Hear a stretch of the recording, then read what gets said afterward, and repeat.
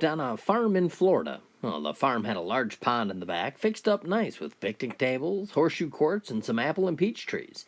The pond was properly shaped and fixed up for swimming. Well, one evening, little Johnny's parents asked him to go down to the pond and pick some apples. So he grabbed a bucket to bring some back, and when he got near the pond, he heard voices shouting and laughing with glee. Well, as he came closer, he saw it was a bunch of young women in this pond. They were all skinny dipping. Well, he made the women aware of his presence, and they all went into the deep end. One of the women shouted to him, "Hey, listen, we're not coming out until you leave." Little Johnny just smiled and said, "Hey, I didn't come down here to watch you ladies swim or make you get out of the pond." Holding up the bucket, he said, "I'm just here to feed the alligator."